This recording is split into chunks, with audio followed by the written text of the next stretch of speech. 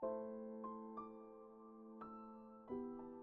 Three Musketeers by Alexandre Dumas. Chapter 35. A Gascon, a match for Cupid. The evening so impatiently waited for by Porthos and by D'Artagnan at last arrived. As was his custom, D'Artagnan presented himself at Milady's at about 9 o'clock. He found her in a charming humour. Never had he been so well received. Our Gascon knew, by the first glance of his eye, that his billet had been delivered, and that this billet had had its effect. Kitty entered to bring some sherbet. Her mistress put on a charming face and smiled on her graciously, but alas, the poor girl was so sad that she did not even notice Milady's condescension. D'Artagnan looked at the two women, one after the other, and was forced to acknowledge that in his opinion Dame Nature had made a mistake in their formation. To the great lady she had given a heart vile and venal. To the soubrette she had given a heart of a duchess. At 10 o'clock Milady began to appear restless. D'Artagnan knew what she wanted. She looked at the clock, rose, reseated herself, smiled at D'Artagnan with an air which said, "You are very amiable, no doubt, but you would be charming if you would only depart." D'Artagnan rose and took his hat. Milady gave him her hand to kiss. The young man felt her press his hand, and comprehended that this was a sentiment, not of coquetry, but of gratitude because of his departure. "She loves him devilishly," he murmured. Then he went out. This time Kitty was nowhere waiting for him, neither in the ante-chamber, nor in the corridor, nor beneath the great door. It was necessary that D'Artagnan should find alone the staircase and the little chamber. She heard him enter, but she did not raise her head. The young man went to her and took her hands. Then she sobbed aloud. As D'Artagnan had presumed, on receiving his letter, Milady, in a delirium of joy, had told her servant everything, and by way of recompense for the manner in which she had this time executed the commission, she had given Kitty a purse. Returning to her own room, Kitty had thrown the purse into the corner, where it lay open, disgorging 3 or 4 gold pieces on the carpet. The poor girl, under the caresses of D'Artagnan, lifted her head. D'Artagnan himself was frightened by the change in her countenance. She joined her hands with a suppliant air, but without venturing to speak a word. As little sensitive as was the heart of D'Artagnan, he was touched by this mute sorrow, but he held too tenaciously to his projects, above all to this one, to change the programme which he had laid out in advance. He did not therefore allow her any hope that he would flinch, only he represented his action as one of simple vengeance.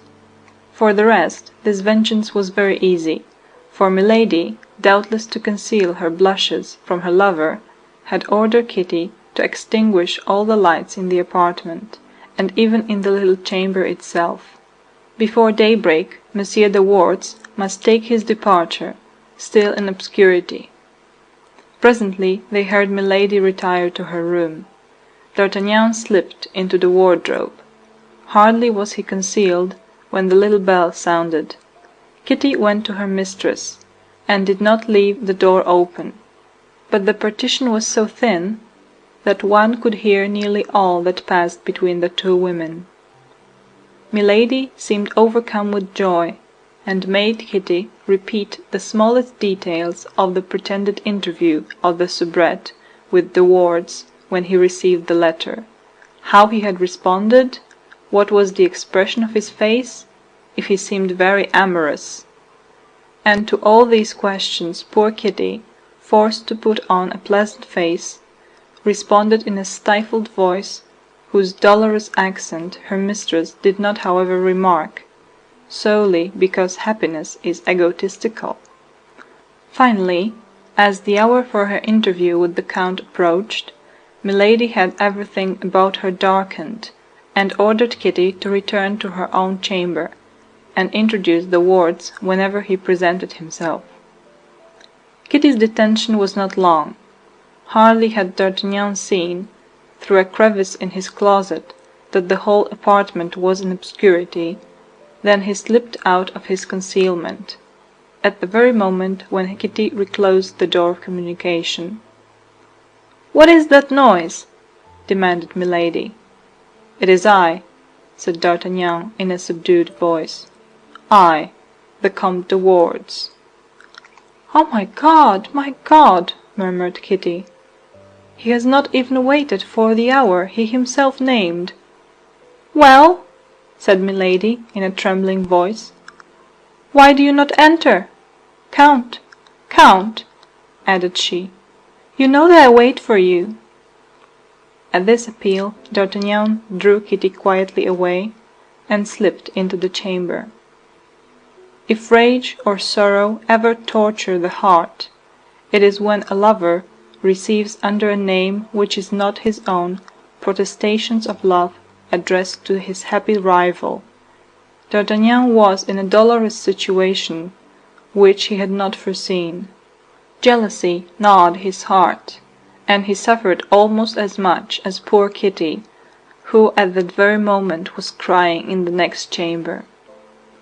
"Yes, Count," said Milady in her softest voice, and pressing his hand in her own. "I am happy in the love which your looks and your words have expressed to me every time we have met. I love you. Oh, tomorrow, I must have some pledge from you which will prove that you think of me.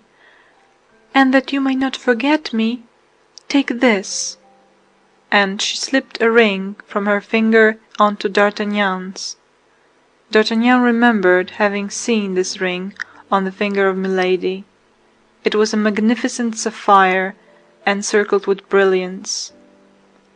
The first movement of D'Artagnan was to return it, but Milady added, "No, no, keep that ring for love of me. Besides, in accepting it," she added, in a voice full of emotion, "you render me a much greater service than you imagine." "This woman is full of mysteries," murmured D'Artagnan to himself. At that instant he felt himself ready to reveal all. He even opened his mouth to tell Milady who he was, and with what a revengeful purpose he had come, but she added, "Poor angel, whom that monster of a Gascon barely failed to kill." The monster was himself. "Oh," continued Milady, "do your wounds still make you suffer?" "Yes, much," said D'Artagnan, who did not well know how to answer. "Be tranquil," murmured Milady. "I will avenge you, and cruelly." "Peste!" said D'Artagnan to himself. "The moment for confidences has not yet come." It took some time for D'Artagnan to resume this little dialogue, but then all the ideas of vengeance which he had brought with him had completely vanished. This woman exercised over him an unaccountable power. He hated and adored her at the same time. He would not have believed that two sentiments so opposite could dwell in the same heart, and by their union constitute a passion so strange, and, as it were, diabolical. Presently it sounded 1 o'clock.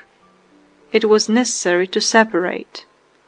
D'Artagnan, at the moment of quitting Milady, felt only the liveliest regret at the parting, and as they addressed each other in a reciprocally passionate adieu, another interview was arranged for the following week.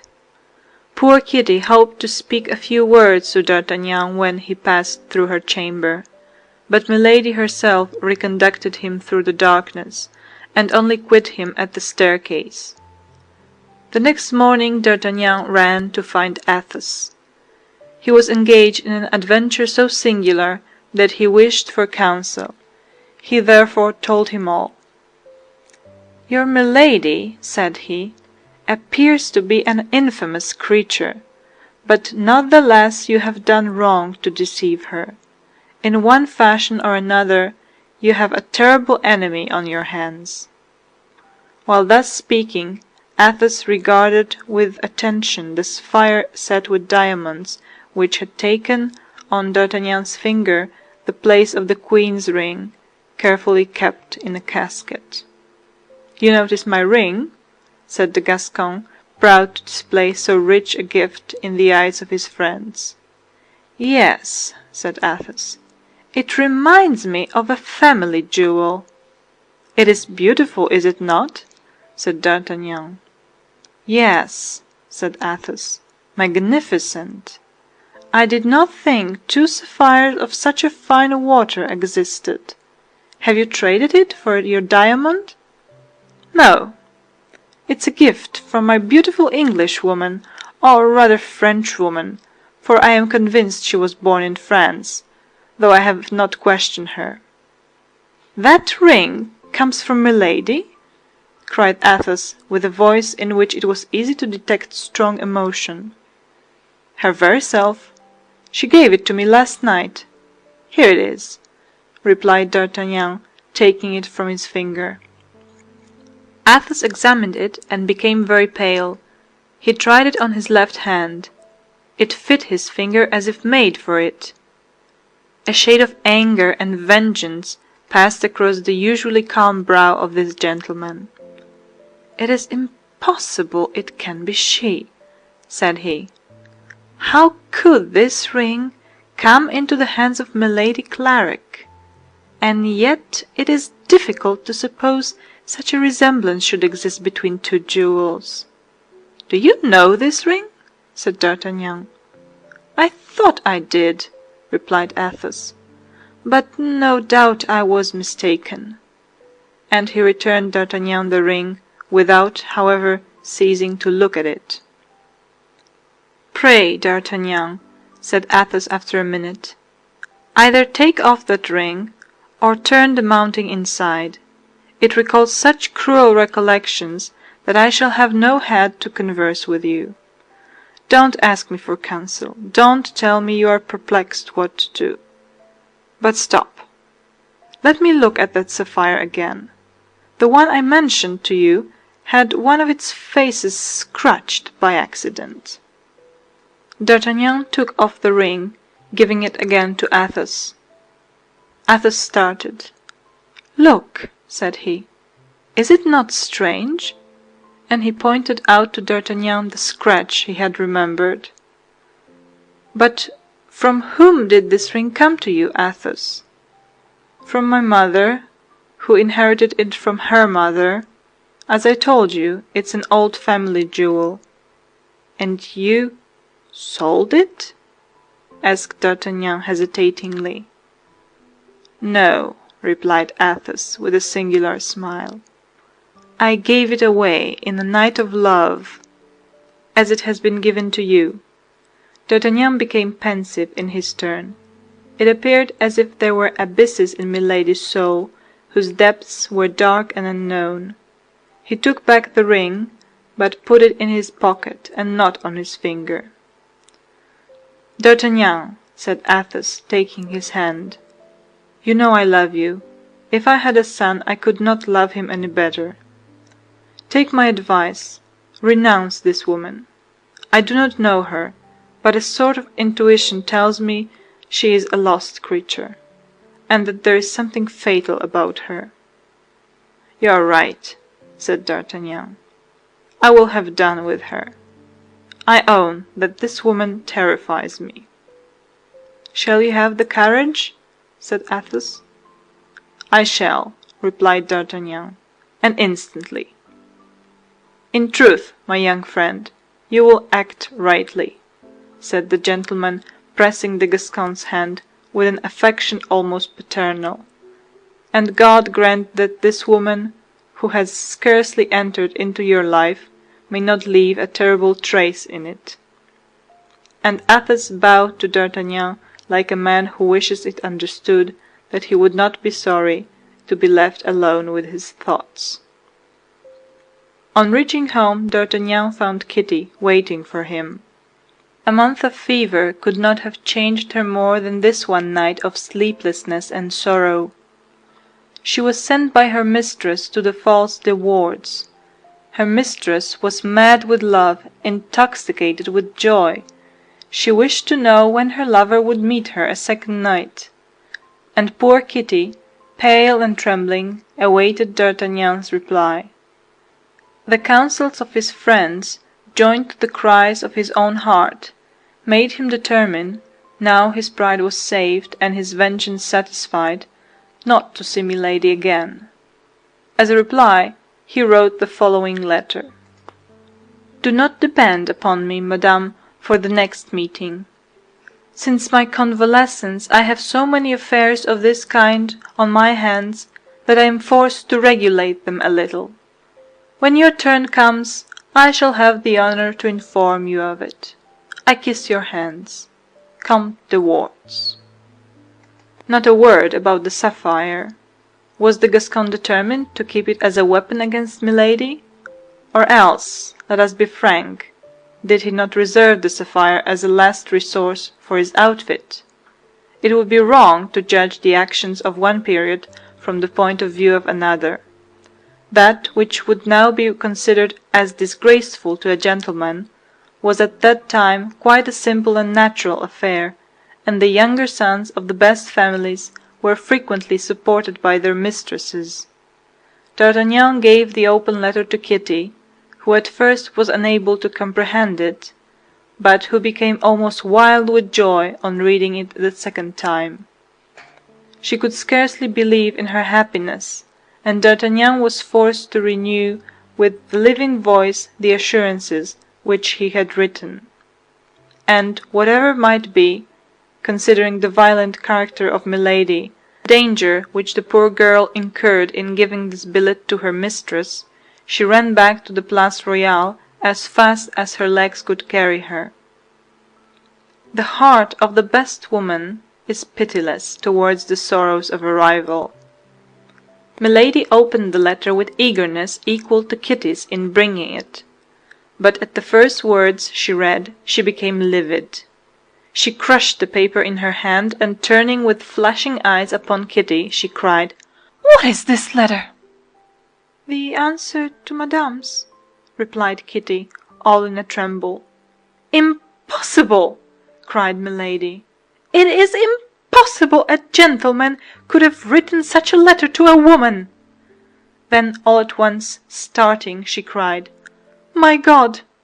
Can he have—" and she stopped. She ground her teeth. She was of the color of ashes. She tried to go toward the window for air, but she could only stretch forth her arms, her legs failed her, and she sank into an armchair. Kitty, fearing she was ill, hastened toward her and was beginning to open her dress, but Milady started up, pushing her away. "What do you want with me?" said she. "And why do you place your hand on me?" "I thought that Madame was ill, and I wished to bring her help," responded the maid, frightened at the terrible expression which had come over her mistress's face. "I faint? I? Do you take me for half a woman? When I am insulted I do not faint, I avenge myself." And she made a sign for Kitty to leave the room.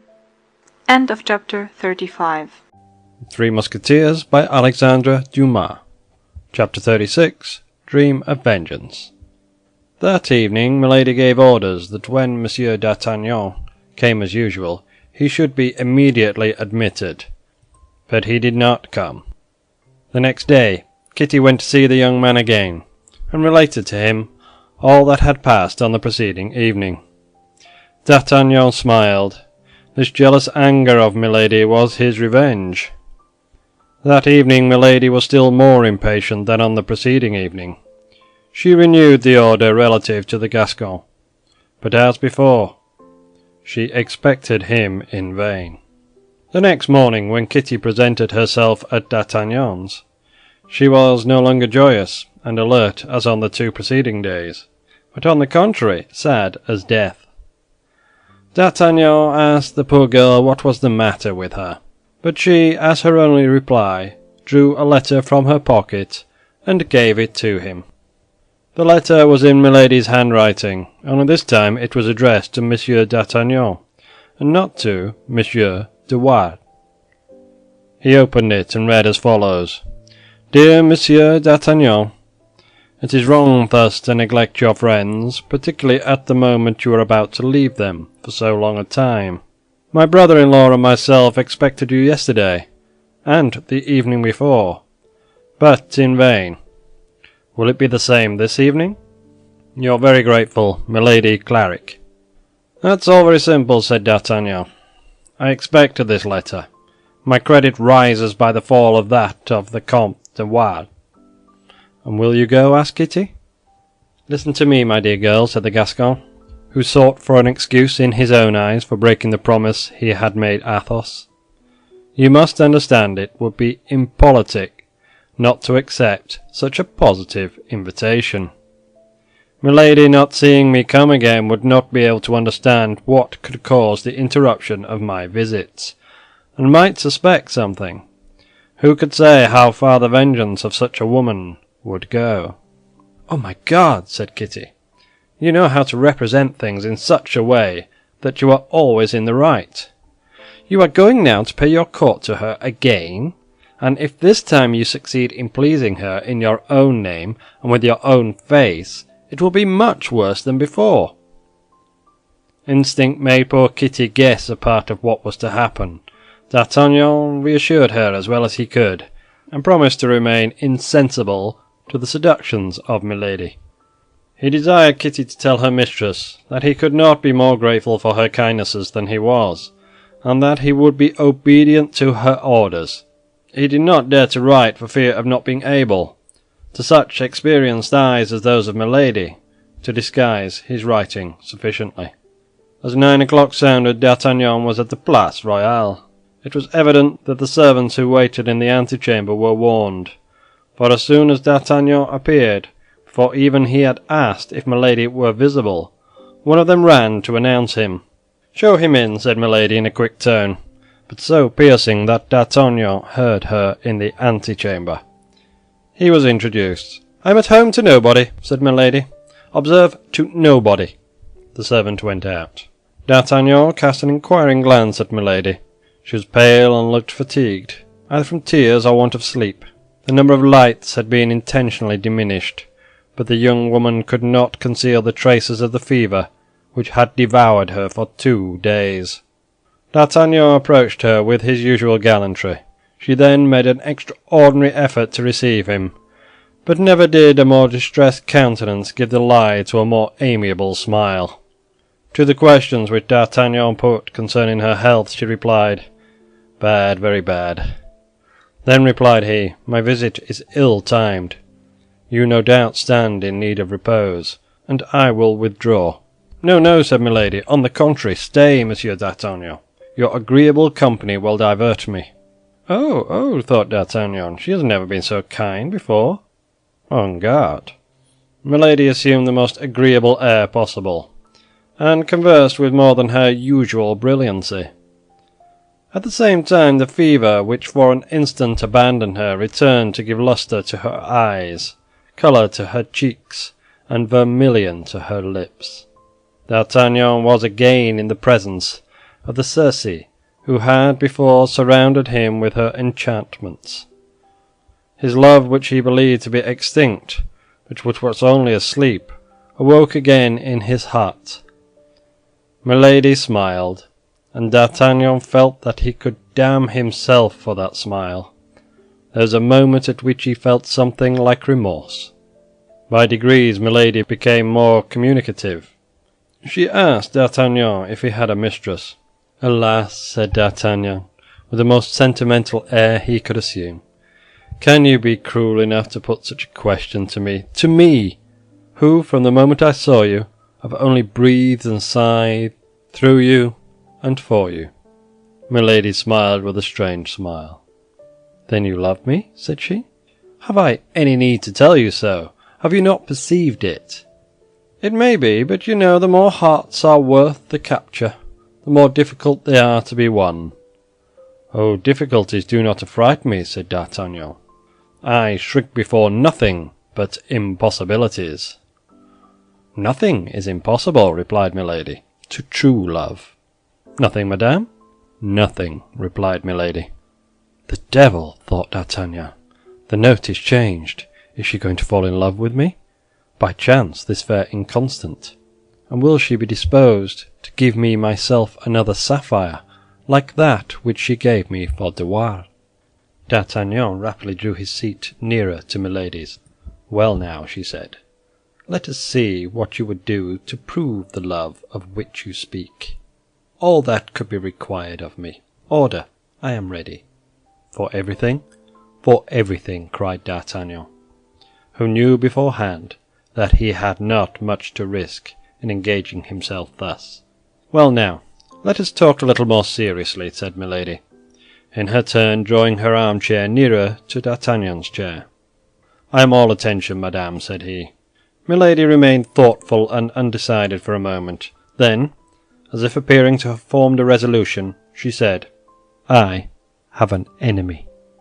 "You, madame?" said D'Artagnan, affecting surprise. "Is that possible? My God! Good and beautiful as you are." "A mortal enemy." "Indeed?" "An enemy who has insulted me so cruelly that between him and me it is war to the death. May I reckon on you as an auxiliary?" D'Artagnan at once perceived the ground which the vindictive creature wished to reach. "You may, madame," said he, with emphasis. "My arm and my life belong to you, like my love." "Then," said Milady, "since you are as generous as you are loving—" She stopped. "Well?" demanded D'Artagnan. "Well," replied Milady, after a moment of silence, "from the present time, cease to talk of impossibilities." "Do not overwhelm me with happiness," cried D'Artagnan, throwing himself on his knees, and covering with kisses the hands abandoned to him. "Avenge me of that infamous De Wardes," said Milady, between her teeth, "and I shall soon know how to get rid of you, you double idiot, you animated sword-blade." "Fall voluntarily into my arms, hypocritical and dangerous woman," said D'Artagnan, likewise to himself, "after having abused me with such effrontery, and afterward I will laugh at you, with him whom you wish me to kill." D'Artagnan lifted up his head. "I am ready," said he. "You have understood me, then, dear Monsieur D'Artagnan?" said Milady. "I could interpret one of your looks." "Then you would employ for me your arm, which has already acquired so much renown?" "Instantly." "But on my part," said Milady, "how should I repay such a service? I know these lovers. They are men who do nothing for nothing." "You know the only reply that I desire," said D'Artagnan, "the only one worthy of you and of me." And he drew nearer to her. She scarcely resisted. "Interested man!" cried she, smiling. "Ah," cried D'Artagnan, really carried away by the passion this woman had the power to kindle in his heart. "Ah, that is because my happiness appears so impossible to me, and I have such fear that it should fly away from me like a dream, that I pant to make a reality of it." "Well, merit this pretended happiness, then. I am at your orders," said D'Artagnan. "Quite certain?" said Milady, with a last doubt. "Only name to me the base man that has brought tears into your beautiful eyes." "Who told you that I have been weeping?" said she. "It appeared to me—" "Such women as I never weep," said Milady. "So much the better. Come, tell me his name. Remember that his name is all my secret." "Yet I must know his name." "Yes, you must. See what confidence I have in you." "You overwhelm me with joy. What is his name? You know him?" "Indeed, yes." "'Tis surely not one of my friends," replied D'Artagnan, affecting hesitation in order to make her believe him ignorant. "If it were one of your friends, you would hesitate, then?" cried Milady, and a threatening glance darted from her eyes. "Not if it were my own brother," cried D'Artagnan, as if carried away by his enthusiasm. Our Gascon promised this without risk, for he knew all that was meant. "I love your devotedness," said Milady. Alas, do you love nothing else in me? Asked D'Artagnan. I love you also, you, said she, taking his hand. The warm pressure made D'Artagnan tremble, as if by the touch that fever which consumed Milady attacked himself. You love me, you? Cried he. Oh, if that were so, I should lose my reason. And he folded her in his arms. She made no effort to remove her lips from his kisses, only she did not respond to them. Her lips were cold. It appeared to D'Artagnan that he had embraced a statue.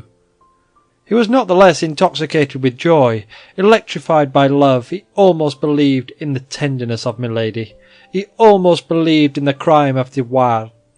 If De Wardes had at that moment been under his hand, he would have killed him. Milady seized the occasion. His name is, said she in her turn. De Wardes, I know it, cried D'Artagnan. And how do you know it? Asked Milady, seizing both his hands and endeavouring to read with her eyes to the bottom of his heart.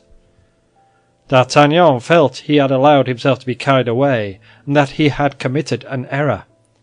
Tell me, I say, repeated Milady. How do you know it?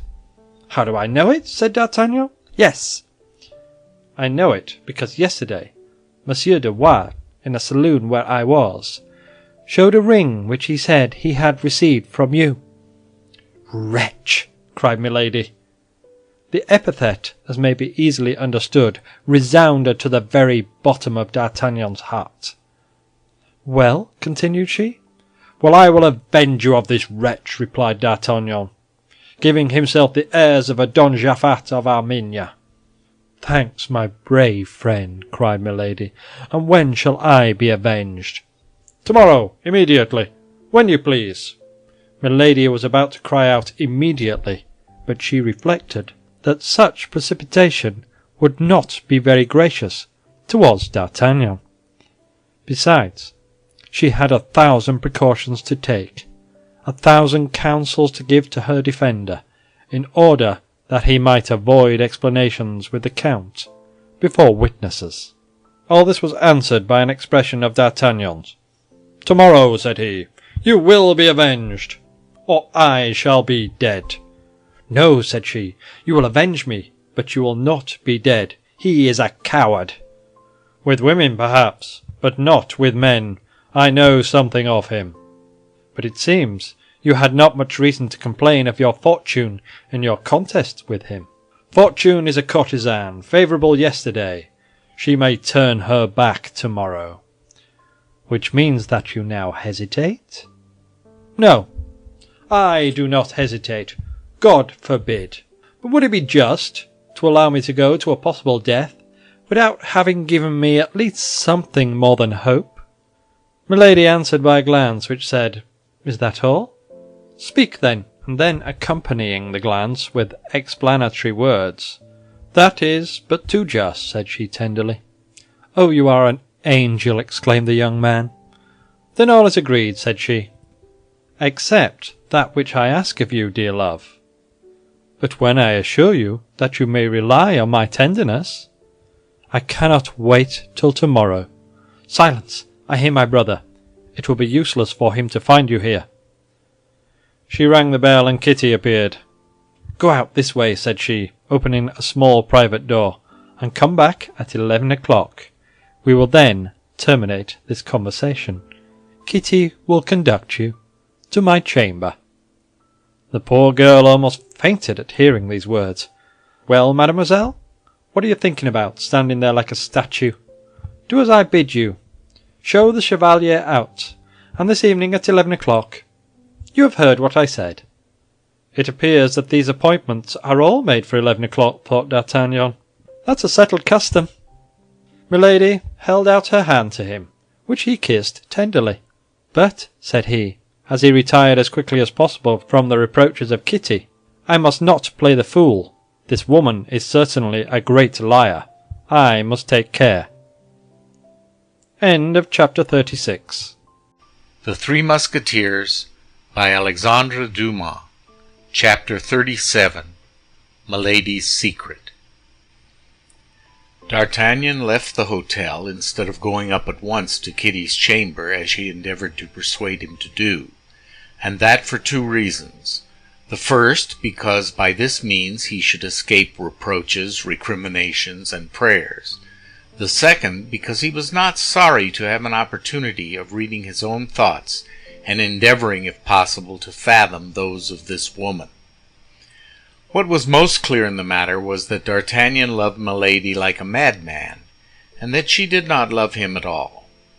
In an instant D'Artagnan perceived that the best way in which he could act would be to go home and write Milady a long letter, in which he would confess to her that he and De Wardes were, up to the present moment, absolutely the same, and that consequently he could not undertake, without committing suicide, to kill the Count de Wardes. But he also was spurred on by a ferocious desire of vengeance. He wished to subdue this woman in his own name, and as this vengeance appeared to him to have a certain sweetness in it, he could not make up his mind to renounce it. He walked 6 or 7 times round the Place Royale, turning at every 10 steps to look at the light in Milady's apartment, which was to be seen through the blinds.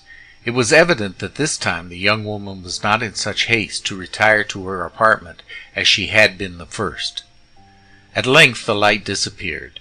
With this light was extinguished the last irresolution in the heart of D'Artagnan.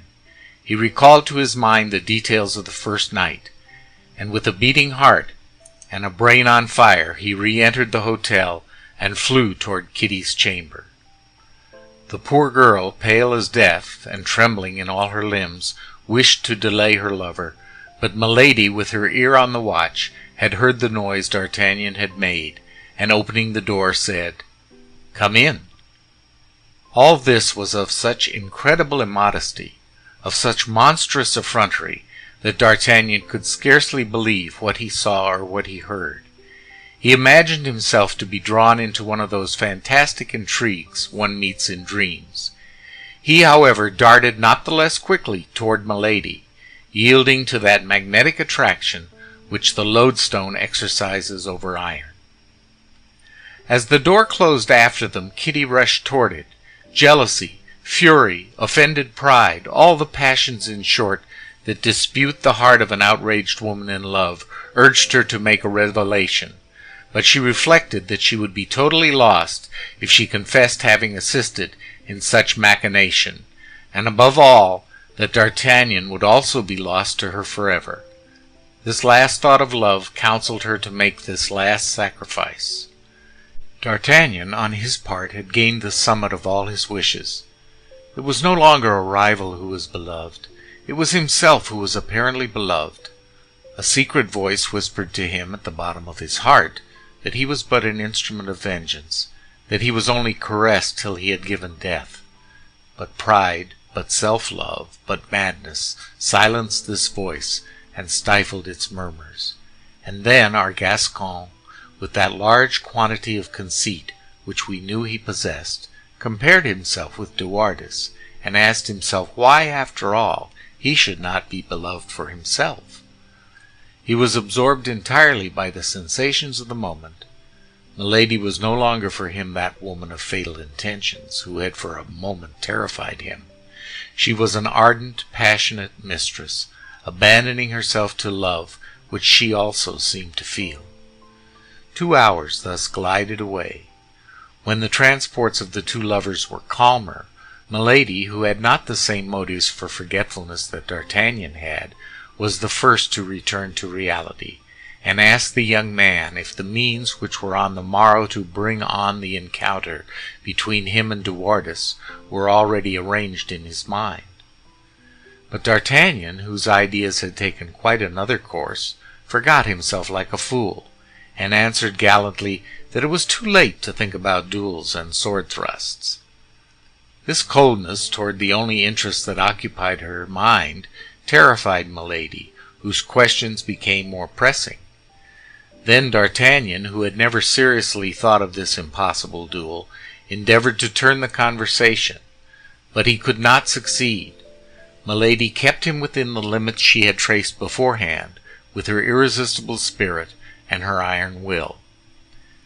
D'Artagnan fancied himself very cunning when advising Milady to renounce, by pardoning De Wardes, the furious project she had formed. But at the first word the young woman started, and exclaimed in a sharp, bantering tone which sounded strangely in the darkness, "Are you afraid, dear Monsieur d'Artagnan?" "You cannot think so, dear love," replied D'Artagnan. "But now suppose this poor Count de Wardes were less guilty than you think him." "At all events," said Milady seriously, "he has deceived me, and from the moment he deceived me he merited death."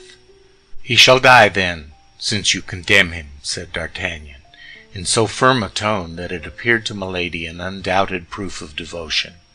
This reassured her. We cannot say how long the night seemed to Milady, but D'Artagnan believed it to be hardly 2 hours before the daylight peeped through the window blinds and invaded the chamber with its paleness. Seeing D'Artagnan about to leave her, Milady recalled his promise to avenge her on the Count de Wardes. "I'm quite ready," said D'Artagnan, "but in the first place I should like to be certain of one thing." "And what is that?" asked Milady. "That is, whether you really love me. I have given you proof of that, it seems to me, and I am yours, body and soul." "Thanks, my brave lover, but as you are satisfied of my love, you must in your turn satisfy me of yours, is it not so?" "Certainly, but if you love me as much as you say," replied D'Artagnan, "do you not entertain a little fear on my account?" "What have I to fear?" "Why, that I might be dangerously wounded, killed even." "Impossible!" cried Milady. "You are such a valiant man and such an expert swordsman." "You would not then prefer a method," resumed D'Artagnan, "which would equally avenge you while rendering the combat useless?" Milady looked at her lover in silence. The pale light of the first rays of day gave to her clear eyes a strangely frightful expression. "Really," said she, "I believe you now begin to hesitate." "No, I do not hesitate, but I really pity this poor Count de Wardes, since you have ceased to love him. I think that a man must be so severely punished by the loss of your love that he stands in need of no other chastisement." "Who told you that I loved him?" asked Milady sharply. "At least I am now at liberty to believe, without too much fatuity, that you love another," said the young man in a caressing tone, "and I repeat that I'm really interested for the Count." "You?" asked Milady. "Yes, I." "And why you?" "Because I alone know—" "What?" "That he is far from being, or rather having been, so guilty toward you as he appears." "Indeed," said Milady in an anxious tone. "Explain yourself, for I really cannot tell what you mean." And she looked at D'Artagnan, who embraced her tenderly with eyes that seemed to burn themselves away. "Yes, I am a man of honor," said D'Artagnan, determined to come to an end. "And since your love is mine, and I am satisfied I possess it, for I do possess it, do I not?" "Entirely. Go on." "Well, I feel as if transformed. A confession weighs on my mind." "A confession?" "If I had the least doubt of your love, I would not make it. But you love me, my beautiful mistress, do you not?" "Without doubt." "Then, if through excess of love I have rendered myself culpable toward you, you will pardon me?" "Perhaps." D'Artagnan tried with his sweetest smile to touch his lips to Milady's, but she evaded him. "This confession," said she, growing paler. "What is this confession?" "You gave de Wardes a meeting on Thursday last in this very room, did you not?" "No, no, it is not true," said Milady in a tone of voice so firm, and with a countenance so unchanged, that if D'Artagnan had not been in such perfect possession of the fact, he would have doubted.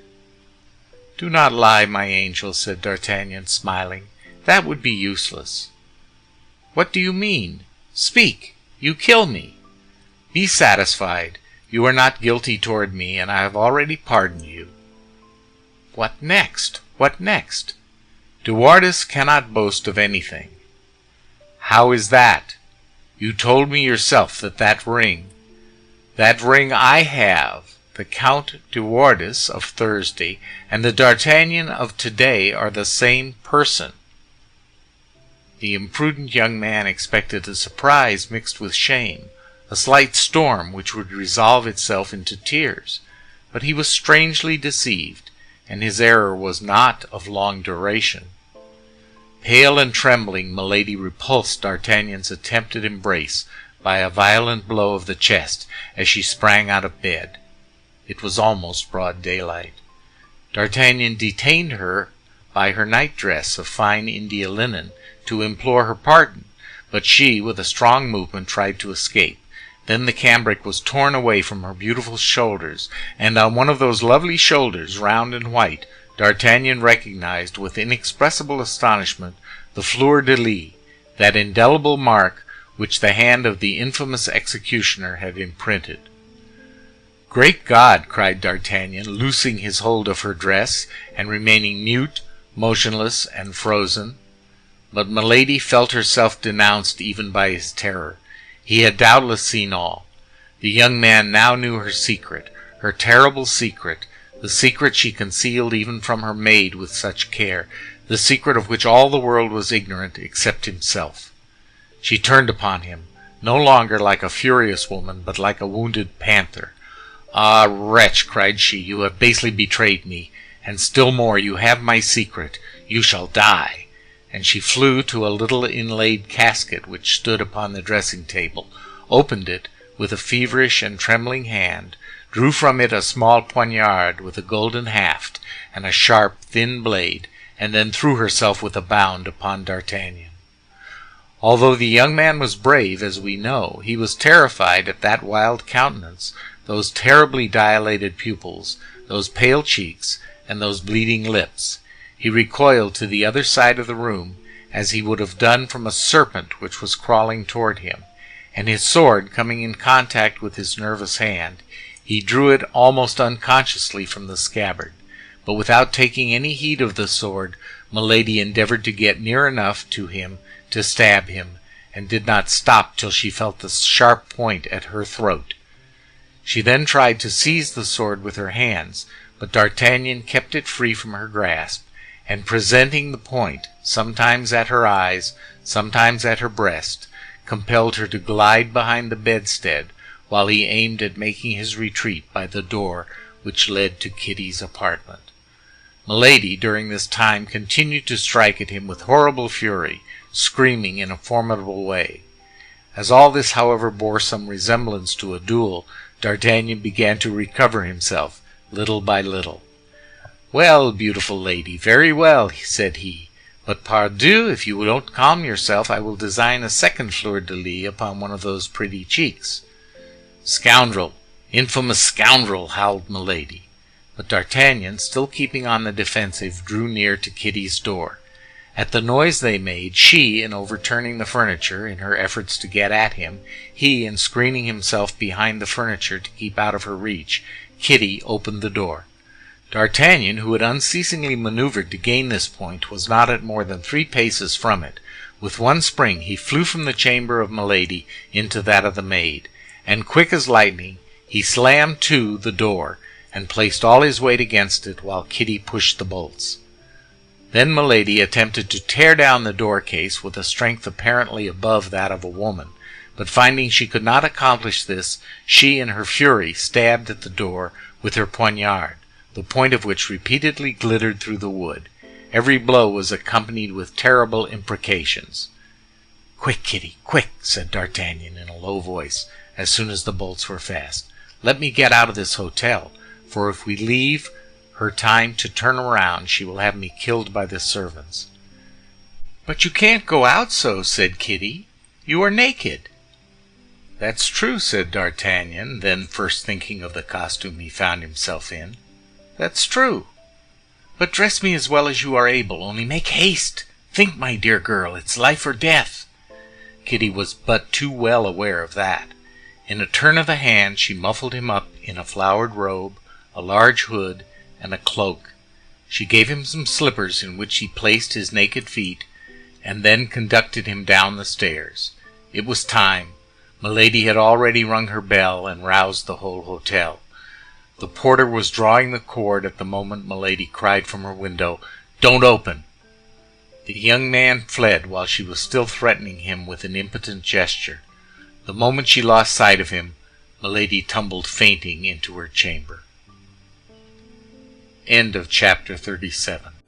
The Three Musketeers by Alexandre Dumas. Chapter 38. How, without incommoding himself, Athos procures his equipment. D'Artagnan was so completely bewildered that without taking any heed of what might become of Kitty, he ran at full speed across half Paris, and did not stop till he came to Athos's door. The confusion of his mind, the terror which spurred him on, the cries of some of the patrol who started in pursuit of him, and the hooting of the people, who, notwithstanding the early hour, were going to their work, only made him precipitate his course. He crossed the court, ran up the 2 flights to Athos's apartment, and knocked at the door enough to break it down.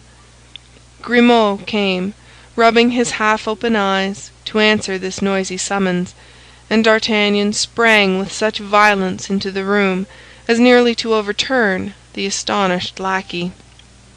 In spite of his habitual silence, the poor lad this time found his speech. "Hello there!" cried he. "What do you want, you strumpet? What's your business here, you hussy?" D'Artagnan threw off his hood and disengaged his hands from the folds of the cloak. At the sight of the mustaches and the naked sword, the poor devil perceived he had to deal with a man. He then concluded it must be an assassin. "Help! Murder! Help!" cried he. "Hold your tongue, you stupid fellow," said the young man. "I am D'Artagnan. Don't you know me? Where is your master?" "You, Monsieur d'Artagnan?" cried Grimaud. "Impossible!" "Grimaud," said Athos, coming out of his apartment in a dressing-gown. "Grimaud, I thought I heard you permitting yourself to speak?" "Ah, monsieur, it is—" "Silence!" Grimaud contented himself with pointing D'Artagnan out to his master with his finger. Athos recognized his comrade, and phlegmatic as he was, he burst into a laugh, which was quite excused by the strange masquerade before his eyes, petticoats falling over his shoes, sleeves tucked up, and mustaches stiff with agitation. "Don't laugh, my friend," cried D'Artagnan. "For heaven's sake, don't laugh, for upon my soul it's no laughing matter." And he pronounced these words with such a solemn air and with such a real appearance of terror that Athos eagerly seized his hand, crying, "Are you wounded, my friend? How pale you are!" "No, but I have just met with a terrible adventure. Are you alone, Athos?" "Parbleu! Who do you expect to find with me at this hour?" "Well, well," and D'Artagnan rushed into Athos's chamber. "Come, speak," said the latter, closing the door and bolting it, that they might not be disturbed. "Is the king dead? Have you killed the cardinal? You are quite upset. Come, come, tell me. I am dying with curiosity and uneasiness." "Athos," said D'Artagnan, getting rid of his female garments and appearing in his shirt, "prepare yourself to hear an incredible and unheard-of story." "Well, but put on this dressing-gown first," said the Musketeer to his friend. D'Artagnan donned the robe as quickly as he could, mistaking one sleeve for the other, so greatly was he still agitated. "Well?" said Athos.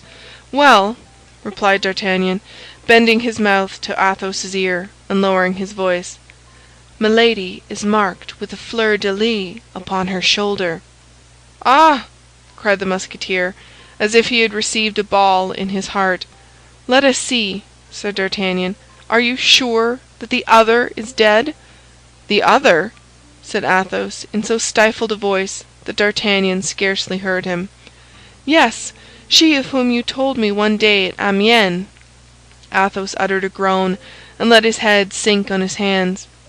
"This is a woman of 26 or 28 years." "Fair," said Athos, "is she not?" "Very." "Blue and clear eyes, of a strange brilliancy, with black eyelids and eyebrows?" "Yes." "Tall, well made?" She has lost a tooth next to the eye tooth on the left? Yes. The fleur-de-lis is small, rosy in color, and looks as if efforts had been made to efface it by the application of poultices? Yes. But you say she is English. She is called Milady, but she may be French. Lord de Winter is only her brother-in-law. I will see her, D'Artagnan. Beware, Athos, beware! You tried to kill her. She is a woman to return you the like, and not to fail. She will not dare to say anything. That would be to denounce herself. She is capable of anything or everything. Did you ever see her furious? No, said Athos. A tigress, a panther! Ah, my dear Athos, I am greatly afraid I have drawn a terrible vengeance on both of us. D'Artagnan then related all, the mad passion of Milady and her menaces of death. You are right, and upon my soul I would give my life for a hare, said Athos. Fortunately, the day after tomorrow we leave Paris. We are going, according to all probability, to La Rochelle, and once gone, she will follow you to the end of the world, Athos, if she recognizes you. Let her, then, exhaust her vengeance on me alone. My dear friend, of what consequence is it if she kills me? Said Athos. Do you, perchance, think I set any great store by life? There is something horribly mysterious under all this, Athos. This woman is one of the cardinal's spies, I am sure of that. In that case, take care. If the cardinal does not hold you in high admiration for the affair of London, he entertains a great hatred for you. But as, considering everything, he cannot accuse you openly, and as hatred must be satisfied, particularly when it's a cardinal's hatred, take care of yourself. If you go out, do not go out alone. When you eat, use every precaution. Mistrust everything. In short, even your own shadow. Fortunately, said D'Artagnan, all this will be only necessary till after tomorrow evening, for when once with the army, we shall have, I hope, only men to dread. In the meantime, said Athos, I renounce my plan of seclusion, and wherever you go, I will go with you. You must return to the Rue des Fossoyeurs. I will accompany you.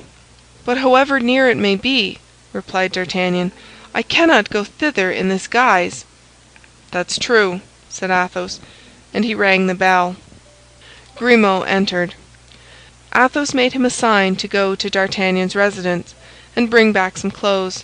Grimaud replied by another sign that he understood perfectly, and set off.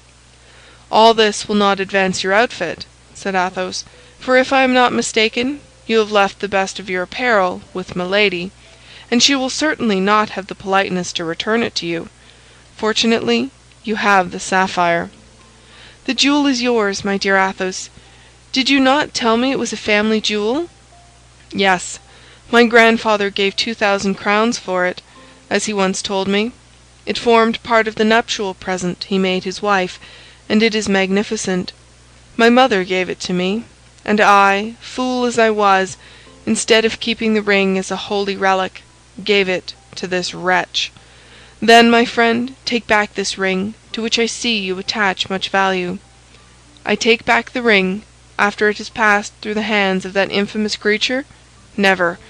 That ring is defiled, D'Artagnan. Sell it, then. Sell a jewel which came from my mother?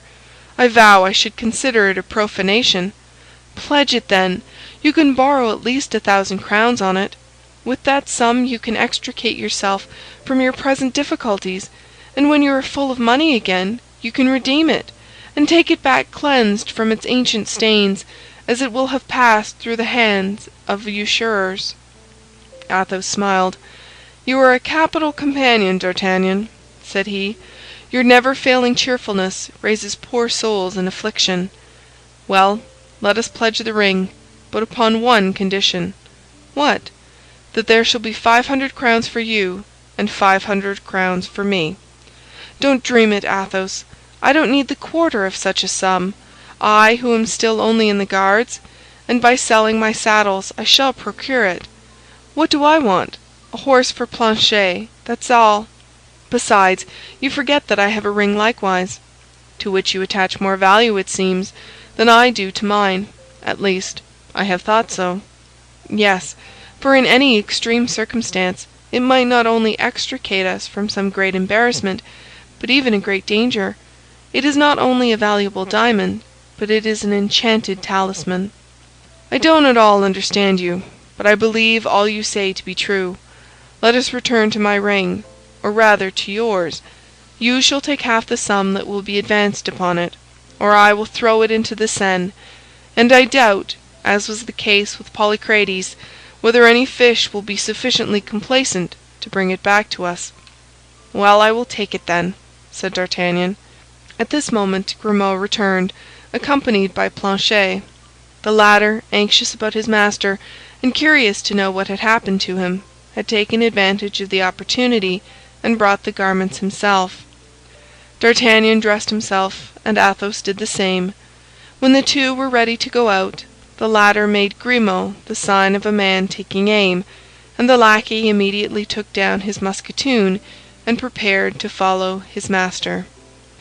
They arrived without accident at the Rue de Fossoyeurs. Bonacieux was standing at the door and looking at D'Artagnan hatefully. "Make haste, dear lodger," said he. "There is a very pretty girl waiting for you upstairs, and you know women don't like to be kept waiting." "That's Kitty," said D'Artagnan to himself, and darted into the passage. Sure enough, upon the landing leading to the chamber, and crouching against the door, he found the poor girl, all in a tremble. As soon as she perceived him, she cried, "You have promised your protection! You have promised to save me from her anger! Remember, it is you who have ruined me!" "Yes, yes, to be sure, Kitty," said D'Artagnan. "Be at ease, my girl. But what happened after my departure?" "How can I tell?" said Kitty. "The lackeys were brought by the cries she made. She was mad with passion. There exist no imprecations she did not pour out against you. Then I thought she would remember it was through my chamber you had penetrated hers, and that then she would suppose I was your accomplice. So I took what little money I had and the best of my things, and I got away. Poor dear girl! But what can I do with you? I am going away the day after tomorrow. Do what you please, Monsieur Chevalier. Help me out of Paris. Help me out of France." "I cannot take you, however, to the siege of La Rochelle," said D'Artagnan. "No, but you can place me in one of the provinces with some lady of your acquaintance? In your own country, for instance?" "My dear little love, in my country the ladies do without chambermaids.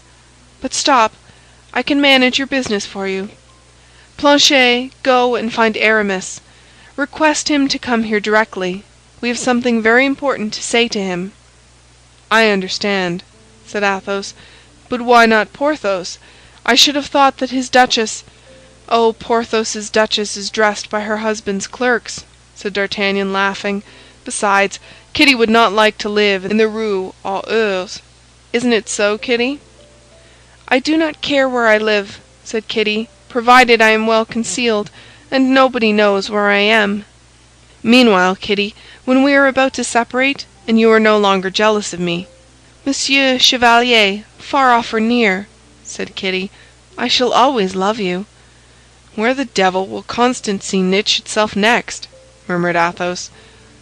"And I also," said D'Artagnan, "I also. I shall always love you, be sure of that. But now answer me.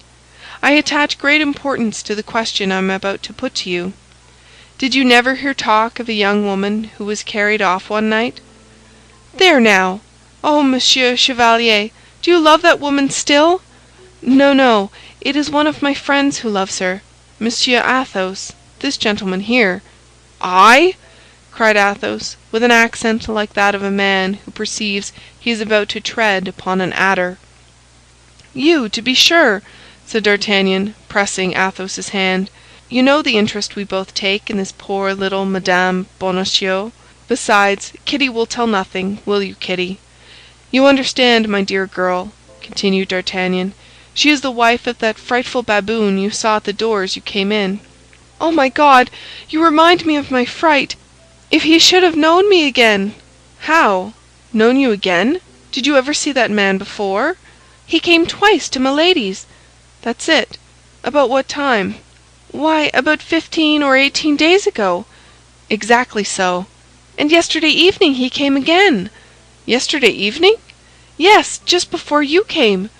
"My dear Athos, we're enveloped in a network of spies. And do you believe he knew you again, Kitty?" "I pulled down my hood as soon as I saw him, but perhaps it was too late." "Go down, Athos. He mistrusts you less than me, and see if he be still at his door." Athos went down and returned immediately. "He has gone," said he, "and the house door is shut.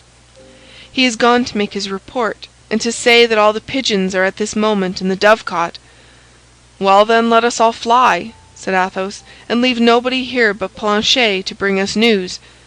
"A minute. Aramis, whom we have sent for." "That's true," said Athos. "We must wait for Aramis." At that moment Aramis entered. The matter was all explained to him, and the friends gave him to understand that among all his high connections he must find a place for Kitty. Aramis reflected for a minute, and then said, coloring, "Will it be really rendering you a service, D'Artagnan?" "I shall be grateful to you all my life." "Very well. Madame de Bois Tracy asked me for one of her friends who resides in the provinces, I believe, for a trustworthy maid. If you can, my dear D'Artagnan, answer for mademoiselle." "Oh, monsieur, be assured that I shall be entirely devoted to the person who will give me the means of quitting Paris." "Then," said Aramis, "this falls out very well." He placed himself at the table and wrote a little note which he sealed with a ring, and gave the billet to Kitty. "And now, my dear girl," said D'Artagnan, "you know that it is not good for any of us to be here. Therefore, let us separate. We shall meet again in better days." "And whenever we find each other, in whatever place it may be," said Kitty, "you will find me loving you as I love you today." "Dicer's oaths!" said Athos, while D'Artagnan went to conduct Kitty downstairs. An instant afterward the three young men separated, agreeing to meet again at 4 o'clock with Athos, and leaving Planchet to guard the house. Aramis returned home, and Athos and D'Artagnan busied themselves about pledging the sapphire. As the Gascon had foreseen, they easily obtained 300 pistoles on the ring. Still further, the Jew told them that if they would sell it to him, as it would make a magnificent pendant for earrings, he would give 500 pistoles for it. Athos and D'Artagnan, with the activity of 2 soldiers and the knowledge of 2 connoisseurs, hardly required 3 hours to purchase the entire equipment of the Musketeer. Besides, Athos was very easy, and a noble to his fingers' ends. When a thing suited him, he paid the price demanded, without thinking to ask for any abatement. D'Artagnan would have remonstrated at this, but Athos put his hand upon his shoulder with a smile, and D'Artagnan understood that it was all very well for such a little Gascon gentleman as himself to drive a bargain, but not for a man who had the bearing of a prince. The Musketeer met with a superb Andalusian horse, black as jet, nostrils of fire, legs clean and elegant, rising 6 years. He examined him and found him sound and without blemish. They asked 1,000 livres for him. He might perhaps have been bought for less, but while D'Artagnan was discussing the price with the dealer, Athos was counting out the money on the table. Grimaud had a stout, short Picard cob, which cost 300 livres.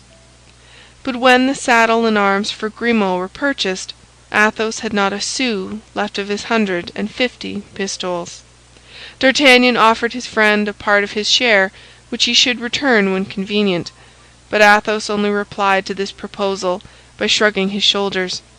"How much did the Jew say he would give for the sapphire if he purchased it?" said Athos. 500 pistoles. "That is to say, 200 more. 100 pistoles for you, and 100 pistoles for me. Well now, that would be a real fortune to us, my friend. Let us go back to the Jews again." "What? Will you—" "This ring would certainly only recall very bitter remembrances." Then we shall never be masters of 300 pistoles to redeem it, so that we really should lose 200 pistoles by the bargain. Go and tell him the ring is his, D'Artagnan, and bring back the 200 pistoles with you. Reflect, Athos!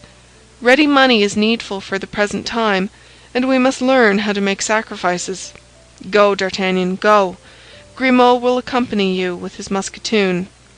A half-hour afterward, D'Artagnan returned with the 2,000 livres, and without having met with any accident. It was thus Athos found at home resources which he did not expect. End of chapter 38. The Three Musketeers by Alexandre Dumas. Chapter 39. A Vision. At 4 o'clock the four friends were all assembled with Athos. Their anxiety about their outfits had all disappeared, and each countenance only preserved the expression of its own secret disquiet, for behind all present happiness is concealed a fear for the future. Suddenly Planchet entered, bringing 2 letters for D'Artagnan. The one was a little billet, genteelly folded, with a pretty seal in green wax, on which was impressed a dove bearing a green branch. The other was a large square epistle, resplendent with the terrible arms of his Eminence the Cardinal Duke. At the sight of the little letter, the heart of D'Artagnan bounded, for he believed he recognized the handwriting, and although he had seen that writing but once, the memory of it remained at the bottom of his heart. He therefore seized the little epistle and opened it eagerly. "Be," said the letter, "on Thursday next, at from 6 to 7 o'clock in the evening, on the road to Chaillot, and look carefully into the carriages that pass. But if you have any consideration for your own life or that of those who love you, do not speak a single word. Do not make a movement which may lead anyone to believe you have recognized her who exposes herself to everything for the sake of seeing you but for an instant. No signature." "That's a snare," said Athos. "Don't go, D'Artagnan."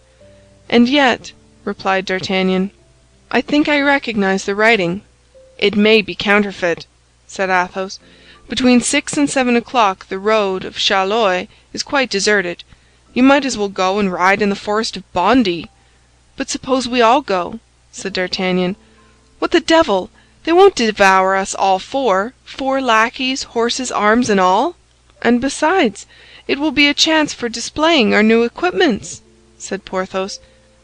"But if it is a woman who writes," said Aramis, "and that woman desires not to be seen, remember you compromise her, D'Artagnan, which is not the part of a gentleman." "We will remain in the background," said Porthos, "and he will advance alone." "Yes, but a pistol shot is easily fired from a carriage which goes at a gallop." "Bah!" said D'Artagnan, "they will miss me. If they fire, we will ride after the carriage and exterminate those who may be in it. They must be enemies." "He is right," said Porthos. "Battle. Besides, we must try our own arms." "Bah! Let us enjoy that pleasure," said Aramis, with his mild and careless manner. "As you please," said Athos. "Gentlemen," said D'Artagnan, "it is 4:30, and we have scarcely time to be on the road of Chaillot by 6.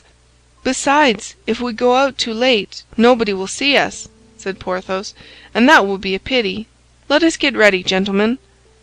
"But the second letter," said Athos. "You forget that. It appears to me, however, that the seal denotes that it deserves to be opened. For my part, I declare, D'Artagnan, I think it of much more consequence than the little piece of waste paper you have so cunningly slipped into your bosom." D'Artagnan blushed. "Well," said he, "let us see, gentlemen, what are his Eminence's commands." And D'Artagnan unsealed the letter and read: "Monsieur d'Artagnan, of the King's Guards, Company Désaisires, is expected at the Palais Cardinal this evening at 8 o'clock. La Houdinière, Captain of the Guards." "The devil!" said Athos. "Here's a rendezvous much more serious than the other." "I will go to the second after attending the first," said D'Artagnan. "One is for 7 o'clock, and the other for 8. There will be time for both." "Hum!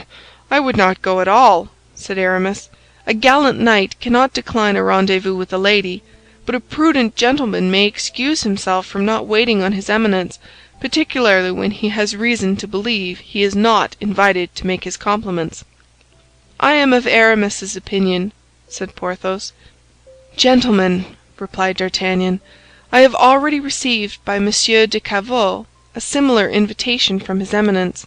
I neglected it, and on the morrow a serious misfortune happened to me. Constance disappeared. Whatever may ensue, I will go." "If you are determined," said Athos, "do so." "But the Bastille?" said Aramis. "Bah! You will get me out if they put me there," said D'Artagnan.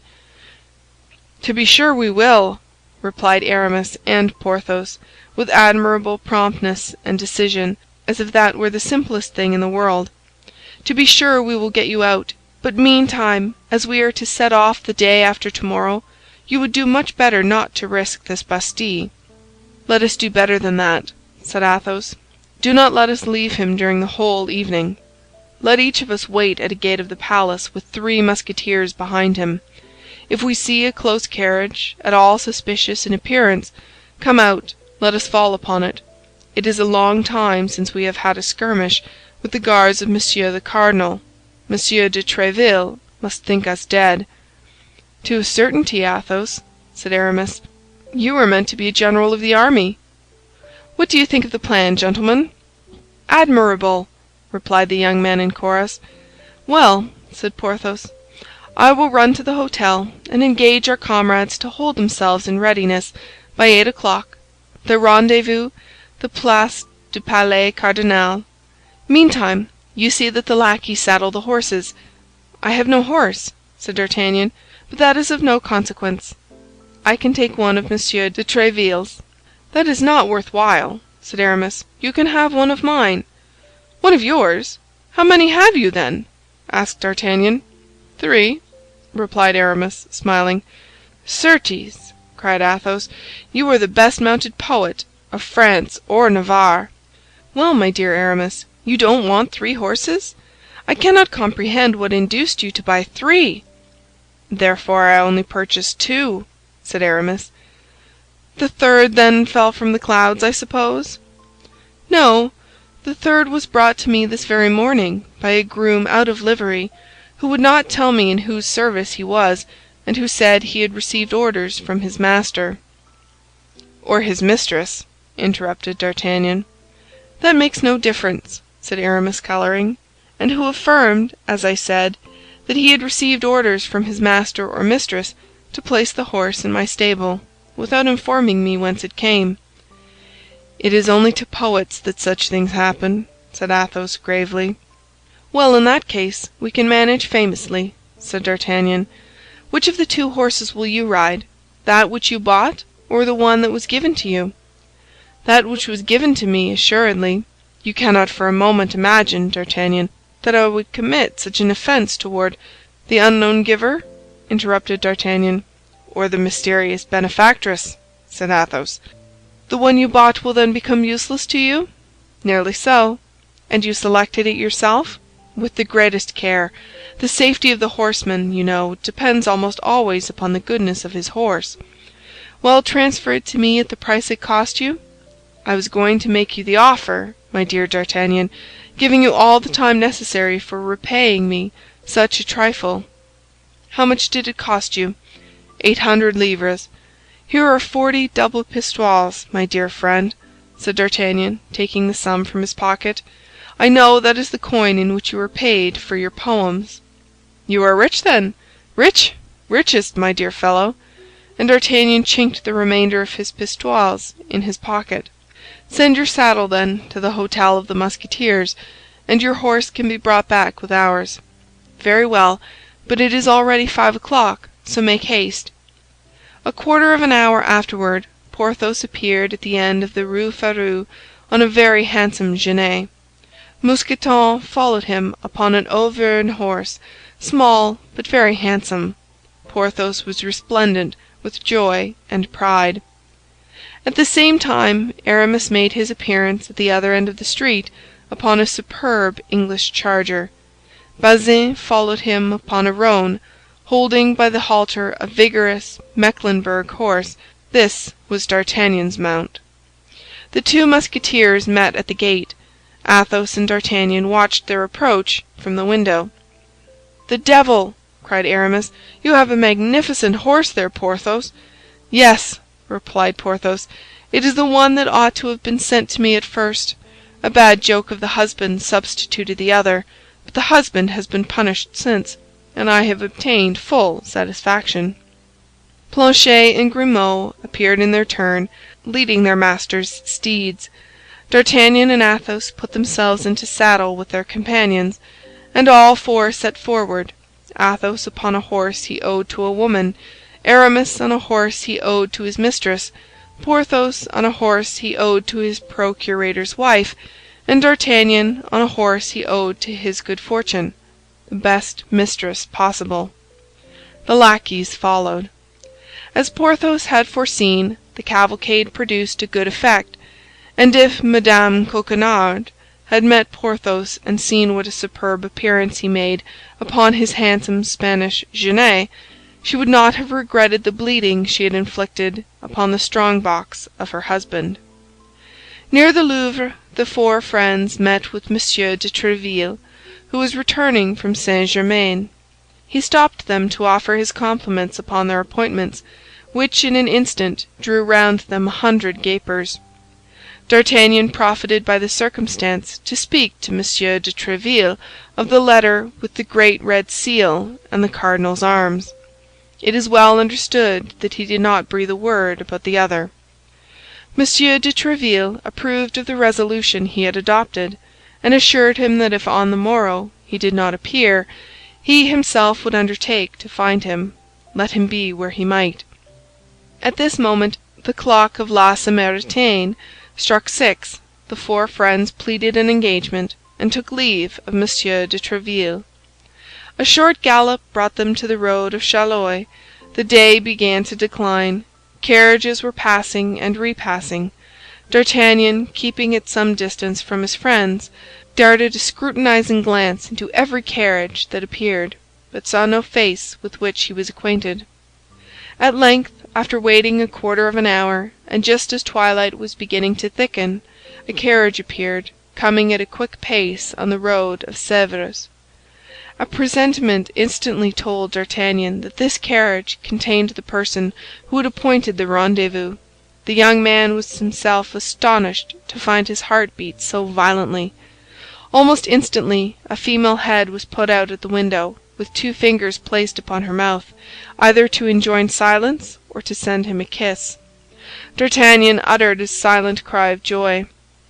This woman, or rather this apparition, for the carriage passed with the rapidity of a vision, was Madame Bonacieux. By an involuntary movement, and in spite of the injunction given, D'Artagnan put his horse into a gallop, and in a few strides overtook the carriage, but the window was hermetically closed. The vision had disappeared. D'Artagnan then remembered the injunction. If you value your own life or that of those who love you, remain motionless, and as if you had seen nothing. He stopped, therefore, trembling not for himself, but for the poor woman who had evidently exposed herself to great danger by appointing this rendezvous. The carriage pursued its way, still going at a great pace, till it dashed into Paris and disappeared. D'Artagnan remained fixed to the spot, astounded and not knowing what to think. If it was Madame Bonacieux, and if she was returning to Paris, why this fugitive rendezvous? Why this simple exchange of a glance? Why this lost kiss? If, on the other side, it was not she, which was still quite possible, for the little light that remained rendered a mistake easy, might it not be the commencement of some plot against him through the allurement of this woman for whom his love was known? His 3 companions joined him. All had plainly seen a woman's head appear at the window, but none of them, except Athos, knew Madame Bonacieux. The opinion of Athos was that it was indeed she, but but less preoccupied by that pretty face than D'Artagnan, he had fancied he saw a second head, a man's head, inside the carriage. "If that be the case," said D'Artagnan, "they are doubtless transporting her from one prison to another. But what can they intend to do with the poor creature, and how shall I ever meet her again?" "Friend," said Athos gravely, "remember that it is the dead alone with whom we are not likely to meet again on this earth. You know something of that, as well as I do, I think. Now, if your mistress is not dead, if it is she we have just seen, you will meet with her again some day or other. And perhaps, my God," added he with that misanthropic tone which was peculiar to him, "perhaps sooner than you wish." 7:30 had sounded. The carriage had been 20 minutes behind the time appointed. D'Artagnan's friends reminded him that he had a visit to pay, but at the same time bade him observe that there was yet time to retract. But D'Artagnan was at the same time impetuous and curious. He had made up his mind that he would go to the Palais Cardinal, and that he would learn what his Eminence had to say to him. Nothing could turn him from his purpose. They reached the Rue Saint-Honois, and in the Place du Palais Cardinal they found the 12 invited Musketeers walking about in expectation of their comrades. There only they explained to them the matter in hand. D'Artagnan was well known among the honorable corps of the king's Musketeers, in which it was known he would one day take his place. He was considered beforehand as a comrade. It resulted from these antecedents that everyone entered heartily into the purpose for which they met. Besides, it would not be unlikely that they would have an opportunity of playing either the cardinal or his people an ill turn, and for such expeditions these worthy gentlemen were always ready. Athos divided them into 3 groups, assumed the command of one, gave the second to Aramis, and the third to Porthos, and then each group went and took their watch near an entrance. D'Artagnan, on his part, entered boldly at the principal gate.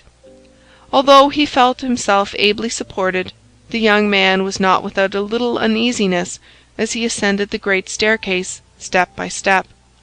His conduct toward Milady bore a strong resemblance to treachery, and he was very suspicious of the political relations which existed between that woman and the cardinal. Still further, De Wardes, whom he had treated so ill, was one of the tools of his Eminence, and D'Artagnan knew that while his Eminence was terrible to his enemies, he was strongly attached to his friends. "If De Wardes has related all our affair to the cardinal, which is not to be doubted, and if he has recognized me, as is probable, I may consider myself almost as a condemned man," said D'Artagnan, shaking his head. "But why has he waited till now? That's all plain enough. Milady has laid her complaints against me with that hypocritical grief which renders her so interesting, and this last offense has made the cup overflow. Fortunately," added he, "my good friends are down yonder, and they will not allow me to be carried away without a struggle. Nevertheless, Monsieur de Tréville's company of Musketeers alone cannot maintain a war against the cardinal, who disposes of the forces of all France, and before whom the queen is without power and the king without will. D'Artagnan, my friend, you are brave, you are prudent, you have excellent qualities, but the women will ruin you." He came to this melancholy conclusion as he entered the antechamber. He placed his letter in the hands of the usher on duty, who led him into the waiting-room and passed on into the interior of the palace. In this waiting-room were 5 or 6 of the cardinal's guards, who recognized D'Artagnan, and knowing that it was he who had wounded Jussac, they looked upon him with a smile of singular meaning. This smile appeared to D'Artagnan to be of bad augury. Only, as our Gascon was not easily intimidated, or rather, thanks to a great pride natural to the men of his country, he did not allow one easily to see what was passing in his mind. When that which was passing at all resembled fear, he placed himself haughtily in front of Messieurs the Guards, and waited with his hand on his hip, in an attitude by no means deficient in majesty. The usher returned and made a sign to D'Artagnan to follow him. It appeared to the young man that the guards, on seeing him depart, chuckled among themselves. He traversed a corridor, crossed a grand saloon, entered a library, and found himself in the presence of a man seated at a desk and writing. The usher introduced him, and retired without speaking a word. D'Artagnan remained standing and examined this man. D'Artagnan at first believed that he had to do with some judge examining his papers, but he perceived that the man at the desk wrote, or rather corrected, lines of unequal length, scanning the words on his fingers. He saw then that he was with a poet. At the end of an instant the poet closed his manuscript, upon the cover of which was written Miriam, a tragedy in 5 acts, and raised his head. D'Artagnan recognized the cardinal. End of chapter 39. The Three Musketeers by Alexandre Dumas. Chapter 40. A Terrible Vision. The cardinal leaned his elbow on his manuscript, his cheek upon his hand, and looked intently at the young man for a moment.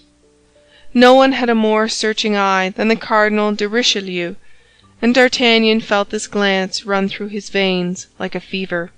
He, however, kept a good countenance, holding his hat in his hand and awaiting the good pleasure of his Eminence, without too much assurance, but also without too much humility. "Monsieur," said the cardinal, "are you a D'Artagnan from Béarn?" "Yes, Monseigneur," replied the young man. "There are several branches of the D'Artagnans at Tarbes and in its environs," said the cardinal. "To which do you belong?" "I am the son of him who served in the religious wars under the great King Henry, the father of his gracious Majesty." "That is well. It is you who set out 7 or 8 months ago from your country to seek your fortunes in the capital?" "Yes, Monseigneur." "You came through Meung, where something befell you. I don't very well know what, but still something." "Monseigneur," said D'Artagnan, "this was what happened to me." "Never mind, never mind," resumed the cardinal, with a smile which indicated that he knew the story as well as he who wished to relate it. "You were recommended to Monsieur de Tréville, were you not?" "Yes, Monseigneur, but in that unfortunate affair at Meung—" "The letter was lost," replied his Eminence. "Yes, I know that. But Monsieur de Tréville is a skilled physiognomist who knows men at first sight, and he placed you in the company of his brother-in-law, Monsieur Dessessart, leaving you to hope that one day or other you should enter the Musketeers." "Monseigneur is correctly informed," said D'Artagnan. "Since that time many things have happened to you. You were walking one day behind the Chartreux, when it would have been better if you had been elsewhere. Then you took with your friends a journey to the waters of Forges. They stopped on the road, but you continued yours. That is all very simple. You had business in England." "Monseigneur," said D'Artagnan, quite confused, "I went hunting at Windsor, or elsewhere. That concerns nobody. I know, because it is my office to know everything. On your return, you were received by an august personage, and I perceive with pleasure that you preserve the souvenir she gave you." D'Artagnan placed his hand upon the queen's diamond, which he wore, and quickly turned the stone inward, but it was too late. "The day after that, you received a visit from Cavois," resumed the cardinal. "He went to desire you to come to the palace. You have not returned that visit, and you were wrong." "Monseigneur, I feared I had incurred disgrace with your Eminence." "How could that be, monsieur? Could you incur my displeasure by having followed the orders of your superiors with more intelligence and courage than any other would have done? It is the people who do not obey that I punish, and not those who, like you, obey, but too well. As a proof, remember the date of the day on which I had you bidden to come to me, and seek in your memory for what happened to you that very night. That was the very evening when the abduction of Madame Bonacieux took place."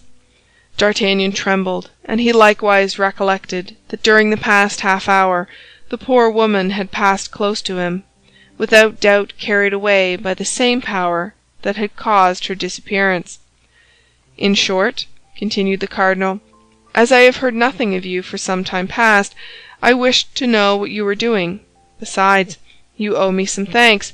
You must yourself have remarked how much you have been considered in all the circumstances. D'Artagnan bowed with respect. That, continued the cardinal, arose not only from a feeling of natural equity, but likewise from a plan I have marked out with respect to you. D'Artagnan became more and more astonished.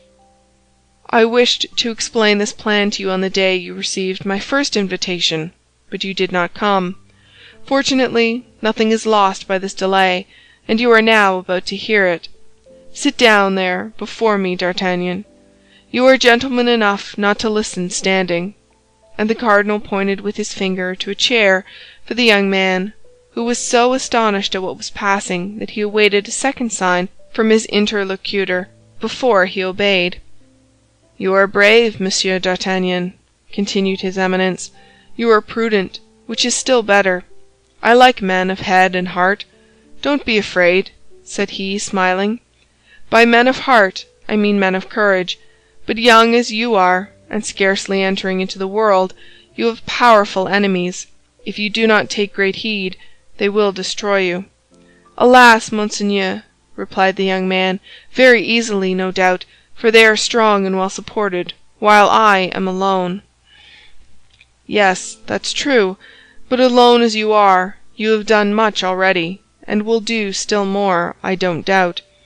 Yet you have need, I believe, to be guided in the adventurous career you have undertaken, for, if I mistake not, you came to Paris with the ambitious idea of making your fortune." "I am at the age of extravagant hopes, Monseigneur," said D'Artagnan. "There are no extravagant hopes but for fools, monsieur, and you are a man of understanding. Now, what would you say to an ensign's commission in my Guards, and a company after the campaign?" "Ah, Monseigneur, you accept it, do you not?" "Monseigneur," replied D'Artagnan with an embarrassed air. "How? You refuse?" cried the cardinal with astonishment. "I am in His Majesty's Guards, Monseigneur, and I have no reason to be dissatisfied." "But it appears to me that my Guards, mine, are also His Majesty's Guards, and whoever serves in a French corps serves the king." "Monseigneur, your Eminence has ill understood my words." "You want a pretext, do you not? I comprehend. Well, you have this excuse: advancement, the opening campaign, the opportunity which I offer you. So much for the world.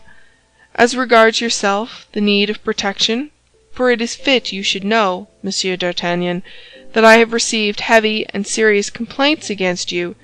You do not consecrate your days and nights wholly to the king's service." D'Artagnan colored. "In fact," said the cardinal, placing his hand upon a bundle of papers, "I have here a whole pile which concerns you. I know you to be a man of resolution, and your services, well directed, instead of leading you to ill, might be very advantageous to you. Come, reflect and decide." "Your goodness confounds me, Monseigneur," replied D'Artagnan, "and I am conscious of a greatness of soul in your Eminence that makes me mean as an earthworm. But since Monseigneur permits me to speak freely—" D'Artagnan paused. "Yes, speak." "Then I will presume to say that all my friends are in the king's Musketeers and Guards, and that by an inconceivable fatality my enemies are in the service of your Eminence. I should, therefore, be ill received here and ill regarded there if I accepted what Monseigneur offers me." "Do you happen to entertain the haughty idea that I have not yet made you an offer equal to your value?" asked the cardinal with a smile of disdain. "Monseigneur, your Eminence is 100 times too kind to me, and, on the contrary, I think I have not proved myself worthy of your goodness. The siege of La Rochelle is about to be resumed, Monseigneur. I shall serve under the eye of your Eminence, and if I have the good fortune to conduct myself at the siege in such a manner as merits your attention, then I shall at least leave behind me some brilliant action to justify the protection with which you honor me. Everything is best in its time, Monseigneur. Hereafter, perhaps, I shall have the right of giving myself. At present, I shall appear to sell myself." "That is to say, you refuse to serve me, monsieur," said the cardinal, with a tone of vexation, through which, however, might be seen a sort of esteem. "Remain free, then, and guard your hatreds and your sympathies." "Monseigneur—" "Well, well," said the cardinal, "I don't wish you any ill, but you must be aware that it is quite trouble enough to defend and recompense our friends. We owe nothing to our enemies, and let me give you a piece of advice. Take care of yourself, Monsieur d'Artagnan, for from the moment I withdraw my hand from behind you, I would not give an obolus for your life." "I will try to do so, Monseigneur," replied the Gascon, with a noble confidence. "Remember, at a later period, and at a certain moment, if any mischance should happen to you," said Richelieu significantly, "that it was I who came to seek you, and that I did all in my power to prevent this misfortune befalling you." "I shall entertain, whatever may happen," said D'Artagnan, placing his hand upon his breast and bowing, "an eternal gratitude towards your Eminence for that which you now do for me." "Well, let it be, then, as you have said, Monsieur d'Artagnan. We shall see each other again after the campaign. I will have my eye upon you, for I shall be there," replied the cardinal, pointing with his finger to a magnificent suit of armor he was to wear. "And on our return, well, we will settle our account." "Young man," said Richelieu, "if I shall be able to say to you at another time what I have said to you today, I promise you to do so." This last expression of Richelieu's conveyed a terrible doubt. It alarmed D'Artagnan more than a menace would have done, for it was a warning. The cardinal, then, was seeking to preserve him from some misfortune which threatened him. He opened his mouth to reply, but with a haughty gesture the cardinal dismissed him. D'Artagnan went out, but at the door his heart almost failed him, and he felt inclined to return. Then the noble and severe countenance of Athos crossed his mind. If he made the compact with the cardinal which he required, Athos would no more give him his hand, Athos would renounce him. It was this fear that restrained him, so powerful is the influence of a truly great character on all that surrounds it. D'Artagnan descended by the staircase at which he had entered, and found Athos and the four Musketeers waiting his appearance, and beginning to grow uneasy. With a word D'Artagnan reassured them, and Planchet ran to inform the other sentinels that it was useless to keep guard longer, as his master had come out safe from the Palais Cardinal. Returned home with Athos, Aramis, and Porthos, inquired eagerly the cause of the strange interview. But D'Artagnan confined himself to telling them that Monsieur de Richelieu had sent for him to propose to him to enter into his guards with the rank of ensign, and that he had refused. "And you were right!" cried Aramis and Porthos with one voice. Athos fell into a profound reverie and answered nothing. But when they were alone, he said, "You have done that which you ought to have done, D'Artagnan, but perhaps you have been wrong." D'Artagnan sighed deeply, for this voice responded to a secret voice of his soul, which told him that great misfortunes awaited him. The whole of the next day was spent in preparations for departure. D'Artagnan went to take leave of Monsieur de Tréville. At that time it was believed that the separation of the Musketeers and the Guards would be but momentary, the king holding his parliament that very day and proposing to set out the day after. Monsieur de Tréville contented himself with asking D'Artagnan if he could do anything for him, but D'Artagnan answered that he was supplied with all he wanted. That night brought together all those comrades of the Guards of Monsieur Dessessart and the company of the Musketeers of Monsieur de Tréville, who had been accustomed to associate together. They were parting to meet again when it pleased God, and if it pleased God. That night, then, was somewhat riotous, as may be imagined. In such cases extreme preoccupation is only to be combated by extreme carelessness. At the first sound of the morning trumpet the friends separated. the Musketeers hastening to the hôtel of M. de Tréville, the Guards to that of M. Dessessart. Each of the captains then led his company to the Louvre, where the king held his review. The king was dull and appeared ill, which detracted a little from his usual lofty bearing. In fact, the evening before, a fever had seized him in the midst of the Parliament, while he was holding his bed of justice.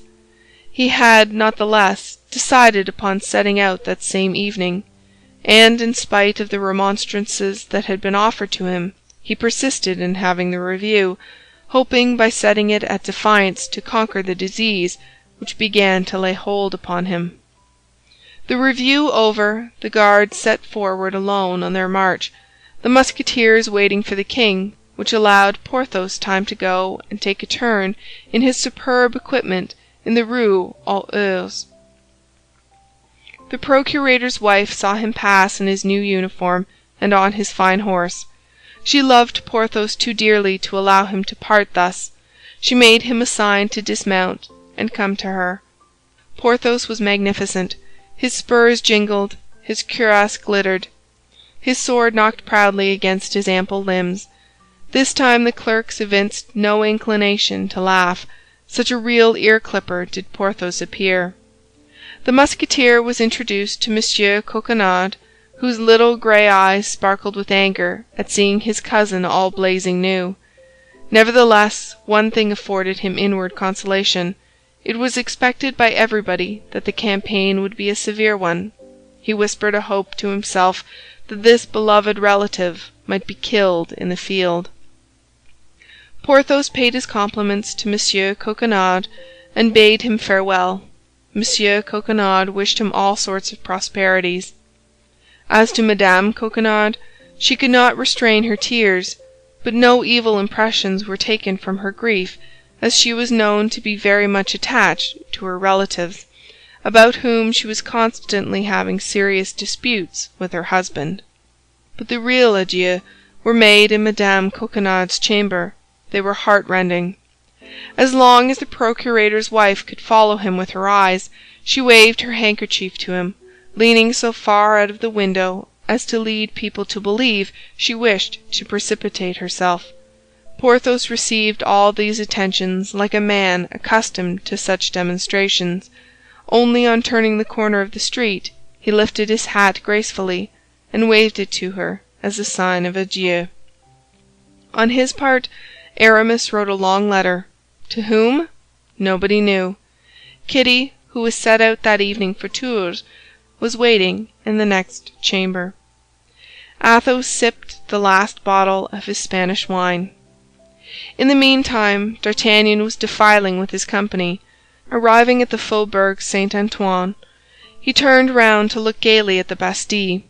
But as it was the Bastille alone he looked at, he did not observe Milady, who, mounted upon a light chestnut horse, designated him with her finger to two ill-looking men, who came close up to the ranks to take notice of him. To a look of interrogation which they made, Milady replied by a sign that it was he. Then, certain that there could be no mistake in the execution of her orders, she started her horse and disappeared. The two men followed the company, and on leaving the Faubourg Saint-Antoine, mounted two horses properly equipped, which a servant without livery had waiting for them. End of chapter 40.